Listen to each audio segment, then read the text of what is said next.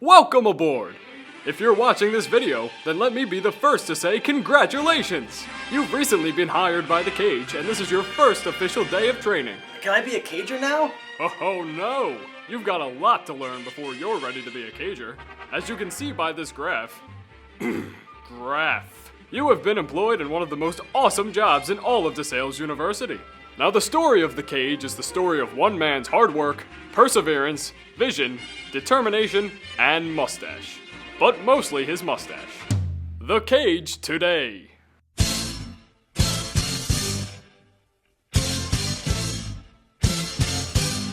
To keep up with today's rapid technological growth, no expense has been spared to acquire all of the latest achievements in film and television technology. All of this innovation seems a little overwhelming, doesn't it?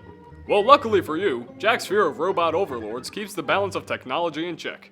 But if the equipment is the heart of the Cage, then the employees are the appendix and tonsils.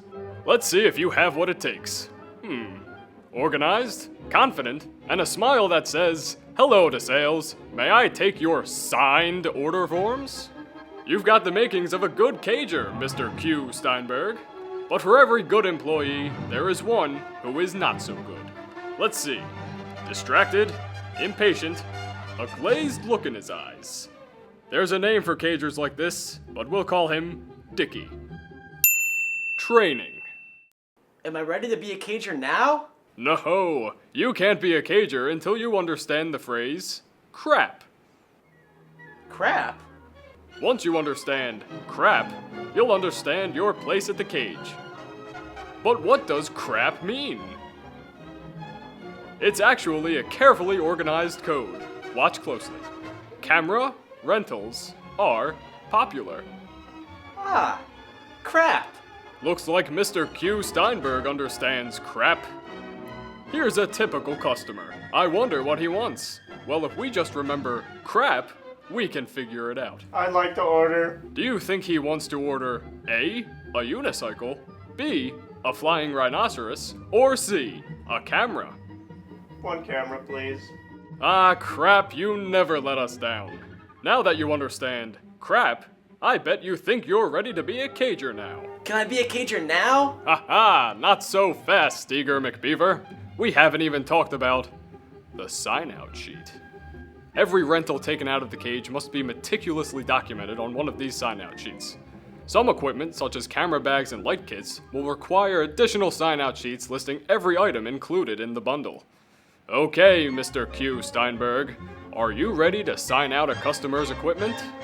A good cager always checks through each case thoroughly.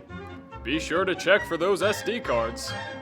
And don't forget about the lens caps. And be sure each lens has a UV filter. Alright, let's see.